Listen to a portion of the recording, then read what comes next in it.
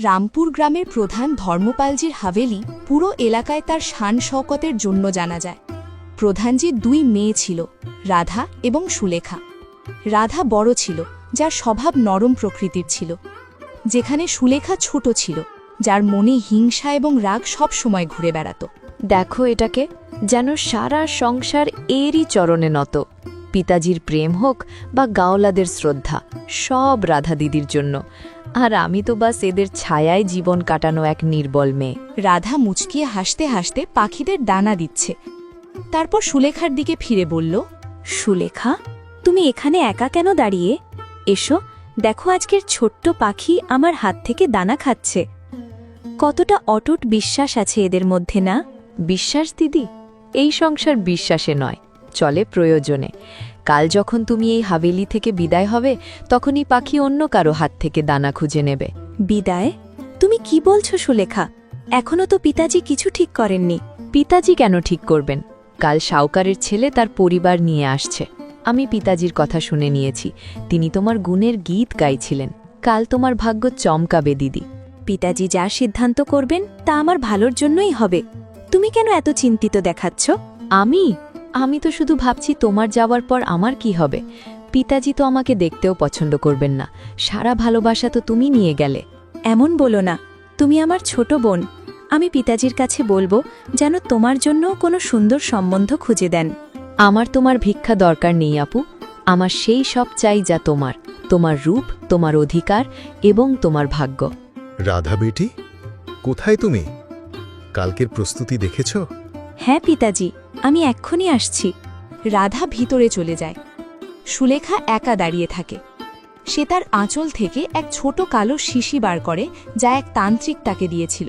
আপু, তুমি বলেছিলে না পাখিদের প্রতি তোমার খুব প্রেম? তাহলে কেন না তোমাকে চিরকালের জন্য এক পাখি বানিয়ে দিই? কালকের সকালে তুমি পাখিতে রূপান্তরিত খাঁচায় বন্দী হবে। এই বিষের এক ফোঁটা তোমার সব সুন্দর স্বপ্নকে ছাই করে দেবে। তারপরই হাভেলিতে শুধু আমার রাজ হবে, সুলেখার রূপ হবে এবং রাধার নাম। কেউই ছল ধরতে পারবে না। আজকের রাত তোমার শেষ রাত আপু। কাল যখন সূর্য উঠবে, তোমার পরিচয় মুছে যাবে। সুলেখা ধীরে ধীরে রাধার ঘরের দিকে এগোয়। তার পায়ের শব্দও শোনা যায় না। হাভেলিতে গভীর নীরবতা ছিল। রাধা তার বিছানায় শুয়ে কালকের ব্যাপারে ভাবছিল। তখন বাইরে মাঝরাতে সুলেখার পায়ের শব্দ শোনা যায়। সুলেখার হাতে গ্লাস ছিল, যাতে দুধ ছিল, কিন্তু তার রং কিছু অদ্ভুত। আপু, তুমি কি ঘুমিয়ে গেছো আপু? না সুলেখা, এখনো শুধু ঘুমের দরজায় পড়েছিলাম। এসো না, ভিতরে এসো। তুমি এত রাতে এখানে কি করছো? দেখো তোমার মুখে কত ক্লান্তি। কাল সাউকারের পরিবারের সামনে তোমাকে কত খুশি দেখাতে হবে, আর তুমি এখনো জেগে আছো। আমি ভেবেছি তোমার জন্য গরম দুধ নিয়ে আসি, এতে মনকে শান্তি মিলবে এবং ঘুমও গভীর আসবে। তুমি সত্যি বদলে গেছো সুলেখা। কিছুক্ষণ আগেই তুমি কত উচ্ছল কথা বলছিলে, আর এখন আমার চিন্তা করছো। এত চিন্তা? সেটা তো শুধু মনের এক ভ্রম ছিল আপু। নিজের বনি বোনের কাজে আসে না? এই নাও, এটি পান করো, একদম তাজা। আর আমি এতে কেশরও দিয়েছি, যাতে তোমার মুখের তেজ আরও বাড়ে। তুমি কত ভালো। যদি পিতাজি তোমার মনও পড়তে পারতেন। তিনি সবসময় তোমাকে চঞ্চল মনে করেন, কিন্তু তুমি তো খুব বুদ্ধিমান হয়ে গেছো। পান করো আপু। এর আগে যে আমার মন দোলে, এর আগে যে অনুতাপ আমার আত্মাকে জড়ায়, এটি পান করো। রাধা যেই দুধের প্রথম চুমুক নেয়, তাকে স্বাদ কিছুটা তিতা লাগে। সুলেখা, এর স্বাদ কিছু অদ্ভুত। তুমি কি এতে কোনো জড়িবুটি দিয়েছ? আমার গলায় কেমন জ্বালা হচ্ছে। না আপু, সেটা হয়তো কেশরের তীব্রতা। তুমি একসাথে পান করো না, তখনই এর প্রভাব হবে। থেমোলা। রাধা সুলেখার কথায় বিশ্বাস করে পুরো গ্লাস খালি করে দেয়। কয়েক মুহূর্তেই রাধার মুখ ফুলতে শুরু করে এবং সে তার গলা ধরে। সুলেখা, এটা কি? আমার রক্ত থেকে যেন আগুন ফুটছে। আমার শরীর যেন গলে যাচ্ছে। সুলেখা, সুলেখা, বাঁচাও আমাকে। পিতাজিকে ডাকো। এখন কেউ আসবে না রাধা আপু, না পিতাজি, না সেই সাউকারের ছেলে, আর না কোনো গাঁওবালা। আজ এই ঘরে রাধার অবসান হচ্ছে। তুমি তুমি তুমি আমার সাথে ধোঁকা করেছ। আমি তো তোমাকে সবসময় আমার জানের চেয়ে বেশি চেয়েছি। কেন সুলেখা, কেন? কেন? কারণ তুমি অর্জুন এবং আমি তোমার ছায়া। কারণ তোমার থাকায় আমার অস্তিত্ব মুছে যায়। এখন দেখো তোমার পরিণাম। সেই তান্ত্রিক সত্য বলেছিল, এই বিষ তোমার মানুষের অবয়ব মুছে দেবে। রাধার দেহ সংকুচিত হতে শুরু করে, তার হাত পা পাখির শরীরে পরিণত হতে শুরু করে এবং তার মুখ থেকে বেরোনো চিৎকার এক পাখির আওয়াজে পরিণত হয়। রাধা পাখি ফরফরাতে ফরফরাতে বেদমভাবে সুলেখার দিকে তাকায়। বাহ, কত সুন্দর পাখি, সোনালি, একদম রাধা আপুর মতো চকচকে। কিন্তু এখন তুমি বলবে না শুধু চকচক হবে, এখন তোমার জায়গায় এই রূপ আমার হবে। সুলেখা সেই কালো শিশির বাকি ফোঁটা তার কপালে লাগায় এবং কিছু মন্ত্র পড়ে। দেখতে দেখতে সুলেখার উচ্চতা বাড়ে, তার মুখের গঠন বদলে যায় এবং সে একদম রাধার মতো দেখতে হয়। আসসালামু আলাইকুম, আমি তোমার কন্যা রাধা। দেখো আপু, এখন আমার আওয়াজও তোমার, এই মুখমণ্ডলও তোমার। কাল যখন তারা আসবে তখন তারা আমাকে দেখে মোহিত হবে। এখন তোমার মোকাম এই হাভেলি না, সেই ভয়ঙ্কর জঙ্গল যেখানে দরিন্দারা তোমার অপেক্ষায় আছে। সেখানে কেউ তোমাকে চিনবে না এবং তুমি ছটপট করে প্রাণ ত্যাগ করবে। সুলেখা খাঁচায় এক কালো কাপড় চাপা দেয় এবং নীরবে পিছনের দরজা দিয়ে হাভেলি থেকে বেরিয়ে যায়। অর্ধরাত্রির সময় ছিল। সুলেখা যে এখন রাধার রূপে ছিল, ঝোপঝাড় ভেদ করে এগোচ্ছিল। যে বোন শৈশবে রাধার আঙুল ধরে হাঁটতে শিখেছিল, আজ সেই তাকে মৃত্যুর অন্ধকার কূপে ঠেলে দিতে যাচ্ছে। সুলেখা হাঁপাতে হাঁপাতে থামে, এদিক ওদিক তাকায়। এই জায়গা যথেষ্ট দূর এবং নির্জন। এখানে পুরানো বরগদ গাছের ছায়ায় এই দুর্ভাগ্য পাখির অবসান হবে। সুলেখা খাঁচা থেকে কালো কাপড় তুলে নেয়। কেঁদো না আপু, এই অশ্রুর কোনো মূল্য নেই। তুমি সদা চেয়েছিলে না যে সবাই তোমার প্রশংসা করে? তাহলে দেখো, এখনই বনের বন্যজন্তু তোমার এই সোনালী রূপের প্রশংসা তার দাঁত দিয়ে করবে। রাধা যে সোনালী পাখি ছিল, খাঁচার সলাই থেকে মাথা ঠোকে এবং তার ছোট চোখ থেকে অশ্রু তার পালকের ওপর পড়তে শুরু করে। রাধা পাখি বেদমভাবে এক লম্বা এবং বেদনাদায়ক আওয়াজ করে, যেন সে তার বোনের কাছে রহমের ভিক্ষা চাইছে। চুপ করো, তোমার এই আওয়াজ আমার কানে বাজছে। তোমার কি লেগেছিল যে তুমি সাউকারের ঘরের মালকিন হবে আর আমি তোমার পুরানো কাপড় পরে জীবন কাটাবো? না, এখন এই হাভেলির রানী আমি। কাল যখন সূর্য উঠবে তখন আমি লাল জোড়া পরে এই মণ্ডপে বসব এবং তুমি এখানে কোনো শেয়ালের নেওয়ালা হয়ে গিয়ে থাকবে। সুলেখা খাঁচার এক পুরানো এবং খোয়া গাছের নিচে জোরে ফেলে দেয় এবং ঘুরে দৌড়তে শুরু করে। রাধা খাঁচার ভিতর পড়ে অজ্ঞান হয়ে যায়। রাত কেটে গেল, কালো মেঘ ছুটে গেল এবং সূর্যের প্রথম কিরণ যখন জঙ্গলের মাটি স্পর্শ করল, তখন সেখানে এক যুবক কাঠুরে অর্জুন তার কুঠার কাঁধে রেখে গুনগুন করে প্রবেশ করে। বাহ, আজকের হাওয়ায় অদ্ভুত গন্ধ, বৃষ্টির পর মাটির সুবাস মনকে কত শান্তি দেয়। চলো আজ এই পুরানো গাছের শুকনো ডাল কাটি। প্রধানজির ঘরে কাল উৎসব, অনেক চাহিদা হবে। অর্জুন যেই গাছের কাছে পৌঁছায় তাকে ঘাসে কিছু চকচক করতে দেখায়। তারপর থমকে দাঁড়ায় এবং তার কুঠার নিচে রাখে। আরে, এটা কি সোনার খাঁচা? এত ভয়ঙ্কর জঙ্গলে এমন দামি খাঁচা কোথা থেকে এলো? সে চুপ করে খাঁচা তোলে এবং ভিতরে সোনালি চিড়িয়া দেখে হতবাক হয় যে অর্ধমৃত অবস্থায় পড়ে আছে। এত সুন্দর পাখি এবং এই দশা, এর তো পালকও আহত। কেউ এটাকে এখানে মরতে ছেড়ে গেছে। কারো হৃদয়ে এত কঠোরতা হতে পারে? অর্জুন আস্তে খাঁচার দরজা খোলে এবং চিড়িয়াকে তার হাতের তালুতে রাখে। রাধা ধীরে ধীরে তার চোখ খোলে এবং সামনে এক অজানাকে দেখে প্রথমে ভয় পায়, তারপর তার চোখের সত্য দেখেই শান্ত হয়। ভয় পেও না পাখি, আমি তোমার ক্ষতি করব না। আমি তো শুধু এক গরিব কাঠুরে। তোমার এই অশ্রু তো একদম মানুষের মতো দুঃখ ভরা। তুমি কিছু বলতে চাও? রাধা তার ঠোঁট দিয়ে অর্জুনের আঙুলে হালকা কামড় দেয় এবং তারপর মাটিতে পড়ে থাকা এক টুকরো কাঠের দিকে ইঙ্গিত করে। অর্জুন সেই কাঠের কাছে যায় এবং রাধার ঠোঁট মাটিতে ভিজিয়ে কাঠে ব্যাকা অক্ষর খোদাই করতে শুরু করে। আমি কি দেখছি? তুমি লিখছ রাধা। অর্জুনের হাত কাঁপতে থাকে। সে গ্রামের প্রধানজির মেয়েকে চিনত, যার সৌন্দর্যের কথা দূর দূরান্তে ছিল। রাধা? তুমি কি প্রধানজির কন্যা রাধা? না, এটা কি করে সম্ভব? তুমি তো এক পাখি, কিন্তু এই লেখা তো শিক্ষিত মেয়েরই হতে পারে। রাধা তাড়াতাড়ি কাঠের দ্বিতীয় শব্দ খোদাই করে, প্রতারণা, আর তারপর সুলেখা। অর্জুন অবাক হয়ে এই ছোট চড়ুইকে দেখছে যে মানুষের মতো চিন্তা করছে। এটা কি? তুমি একটা মেয়ের ছবি আঁকলে আর তার সামনে একটা শিশি, আর এটা তুমি তোমার বোন সুলেখার নাম লিখ। মাথা নাড়ায় আর তার ছবির ওপর সুলেখার নাম লিখে ইঙ্গিত করে যে সুলেখা এখন রাধা হয়েছে। আমি বুঝেছি, তুমি বলছো যে সুলেখা কোনো তান্ত্রিকের মায়াজালে তোমাকে এই রূপ দিয়েছে আর নিজে তোমার রূপ নিয়ে হাভেলিতে বসেছে। রাধার চোখ থেকে অশ্রু পড়ে আর সে সম্মতিতে মাথা নাড়ায়। এত বড় অনর্থ, নিজের বোনের সাথে এমন ছল। রাধাজি, সেখানে তো সুলেখা তোমার রূপ নিয়ে সবার চোখে ধুলো দিচ্ছে। সেই তান্ত্রিকে এই পাপের মূল, আর সেই আমাদের সমাধান বলতে পারে। রাধা অর্জুনের কুর্তা ঠোঁট দিয়ে ধরে, যেন সে তার কাছে প্রার্থনা করছে যে তাকে বাঁচাক।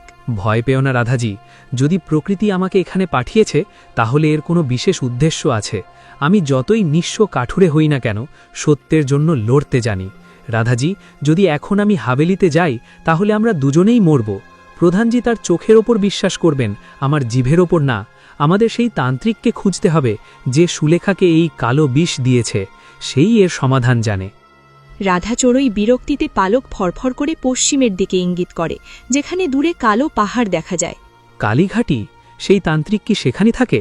শুনেছি সেখানে পা দিলেই মানুষ পথ ভুলে যায়। কিন্তু তোমার জন্য আমি জীবনের ঝুঁকি নেব। বিশ্বাস রাখো, অর্জুন জীবনভর তোমাকে এই অবস্থায় থাকতে দেবে না। অর্জুন চড়ুইকে ধরে ঘন জঙ্গলের দিকে চলে। পথে তাকে এক বুড়ো জড়িবুটি সংগ্রাহক মিলে যায়, যার মুখ ভাঁজে ভরা। কালীঘাটির পথ কোন দিকে? আমার তান্ত্রিকের সাথে দেখা করতে হবে। পাগল হয়ে গেছো যুবক, সেখানে মৃত্যুর ডেরা। সেই তান্ত্রিক কাল ভৈরবের ভক্ত, সে মানুষের কণ্ঠ ছিনিয়ে জন্তু বানায়। ফিরে যাও। বাবা, আমার যাওয়া জরুরি, কারো নির্দোষ ভাগ্য থমকে গেছে। আপনি শুধু পথ বলুন। সামনের শুকনো নালা বেয়ে চলো, যেখানে হাওয়া ঠান্ডা হবে আর পাখির চিচি বন্ধ হবে। বুঝে নাও, পাপের সীমানা সেখান থেকে শুরু। কিন্তু মনে রেখো, সেখানে যা দেখো তাতে বিশ্বাস করো না। অর্জুন চলতে থাকে।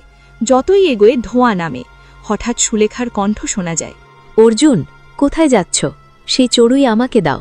আমি তোমাকে এত ধন দেব যে তুমি রাজা হবে। কেন এক নিষ্পন্দ পাখির জন্য জীবন দিচ্ছ? এই কণ্ঠ সুলেখার, কিন্তু সেই এখানে কি করে? রাধা চড়ুই জোরে ঠোঁট মেরে অর্জুনকে সতর্ক করে যে এটা প্রতারণা। না না, এটা তান্ত্রিকের মায়া। এটা আমার সাহস ভাঙতে চায়। আমি থামব না। অর্জুন ধোঁয়া ছিন্ন করে এগোয়। এখানে এক গুহা দেখা যায়, যার বাইরে মানুষের খুলি ঝুলছে আর কারো মন্ত্র করার আওয়াজ আসছে।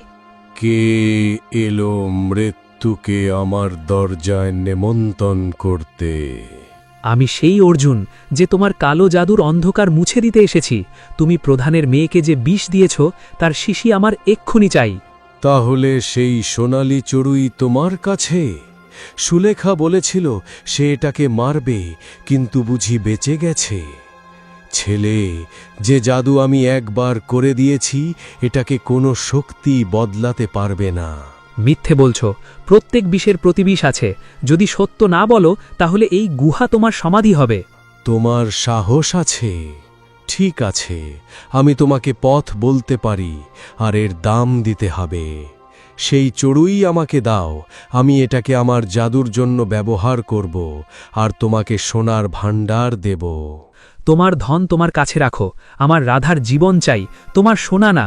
বলো, এটাকে ঠিক করার উপায় কি? ঠিক আছে, যদি তুমি এত সাহসী হও তাহলে শোনো। কালীঘাটির পিছনে এক নীল ঝর্ণা আছে, যার জল পাতাল থেকে নেমে আসে।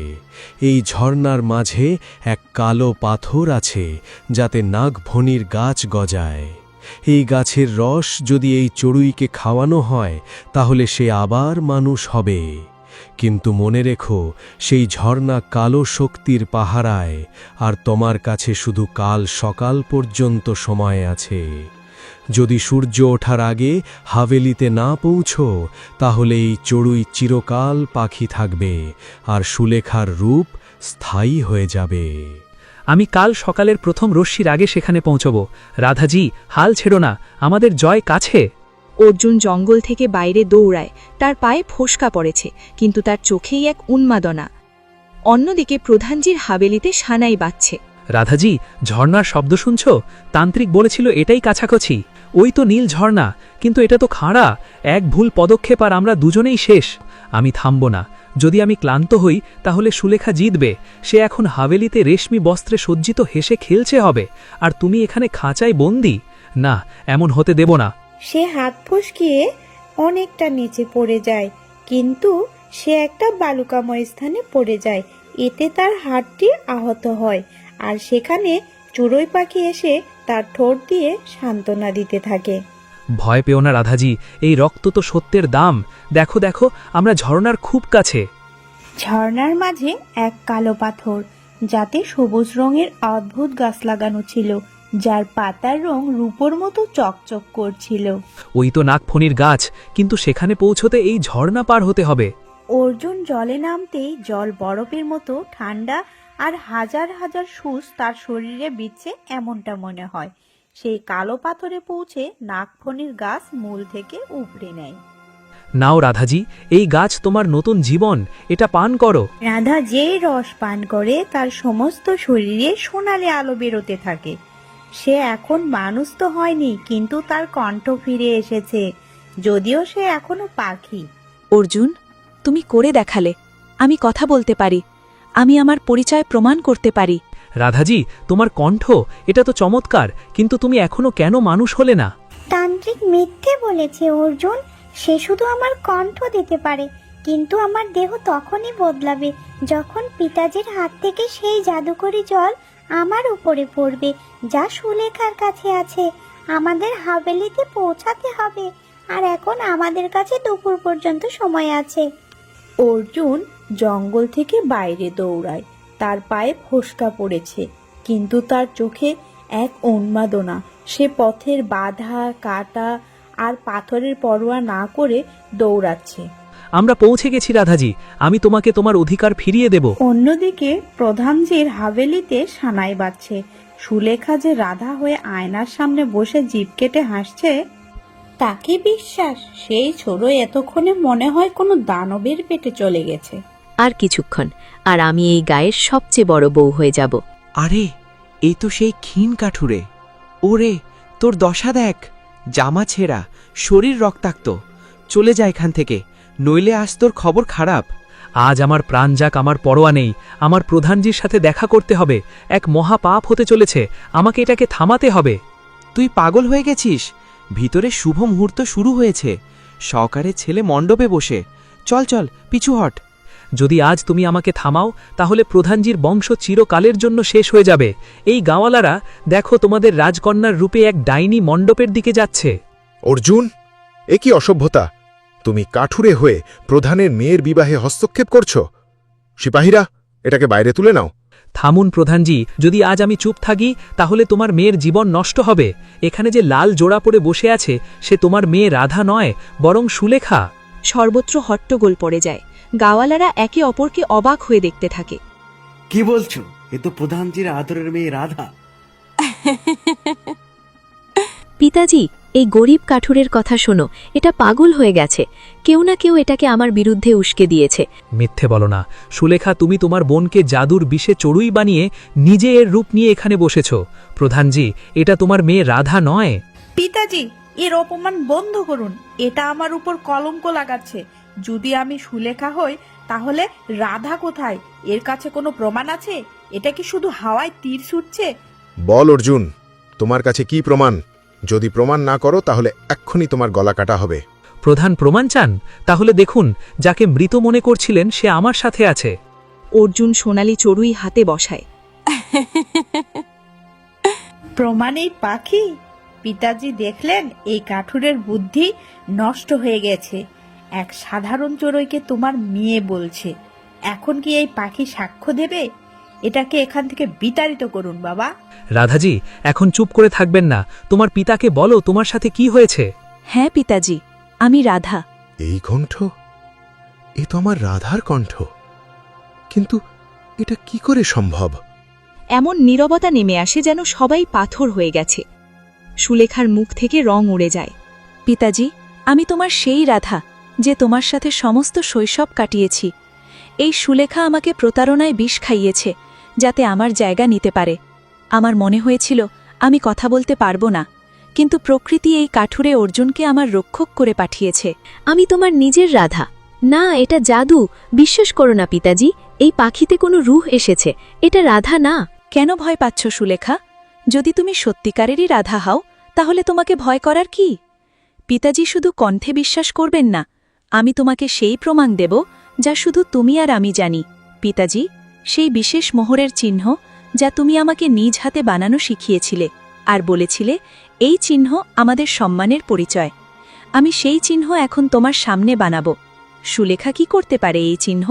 এখনই দুধ আর পানি আলাদা হয়ে যাবে। সবার চোখ মাটিতে গিয়ে থমকে যায়। চড়ুই ঠোঁট দিয়ে খান্ডানের গোপন নিশান বানাতে শুরু করে। যখন নিশান সম্পূর্ণ হয়, প্রধানজির পায়ের তলা থেকে মাটি সরে যায়। হ্যাঁ, এ তো সেই নিশান, একদম সেই বাঁকা, সেই রেখা। এই নিশান তো রাধা ছাড়া কেউ বানাতে পারে না। না পিতাজি, এটা কাকতালীয় হতে পারে। এই কাঠুরে এই পাখিকে এই চিহ্ন শিখিয়েছে। এটা প্রতারণা। যদি এটা কাকতালীয় সুলেখা, তাহলে তুমি এই চিহ্ন বানিয়ে দেখাও। তুমি তো রাধারানী হয়ে বসে আছো না, তোমার তো এই চিহ্ন যৌবনের স্মৃতি হওয়া উচিত। আমি পিতাজি, আজ আমার শরীর ঠিক নেই, আমার হাত কাঁপছে। আমি কাল বানিয়ে দেখাবো। কাল না, এক্ষুনি। যদি তুমি রাধা হও তাহলে নিশান তোমার জন্য সাধারণ ব্যাপার হওয়া উচিত। সুলেখা নিশান বানাতে গিয়ে শুধু হাত বাড়ায়, কিন্তু কিছুই বোঝে না রেখা কোথা থেকে শুরু করবে।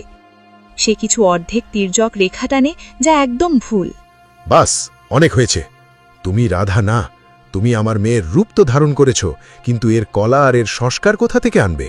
পিতাজি, আমি তোমার রাধা। এই কাঠুরে জাদুকর, সে আমাকে যোগ করেছে, তাই আমি চিহ্ন বানাতে পারিনি। এখনো মিথ্যে। প্রধানজি, এর কোমরে সেই কালো শিশি লুকোনো আছে, যাতে তান্ত্রিকের নীল জাদুকর জল আছে। সেই এই বহুরূপীর রহস্য। না, দূরে সরো আমার থেকে। চাকররা, এটাকে মেরে ফেলো।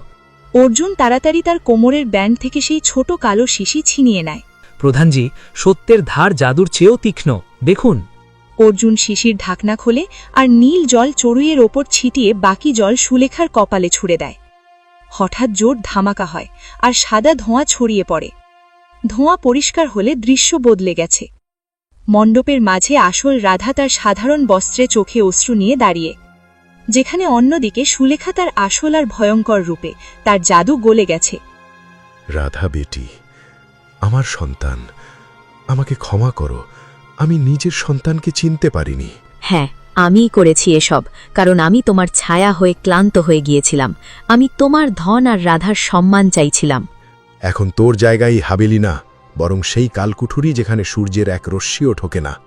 চাকররা, এটাকে নিয়ে যাও আর চিরকালের জন্য কারাগারে বন্দী করো। চাকররা সুলেখাকে টেনে নিয়ে যায়। তার চিৎকার দরবারে গুঞ্জরিত হয়। না পিতাজি, না, তুমি এটা করতে পারো না। হ্যালো বন্ধুরা, এই গল্পটি ভালো লাগলে এরকম আরও নতুন নতুন গল্প পেতে আমাদের চ্যানেলটি অবশ্যই সাবস্ক্রাইব করে আমাদের পাশেই থাকুন। ধন্যবাদ সবাইকে।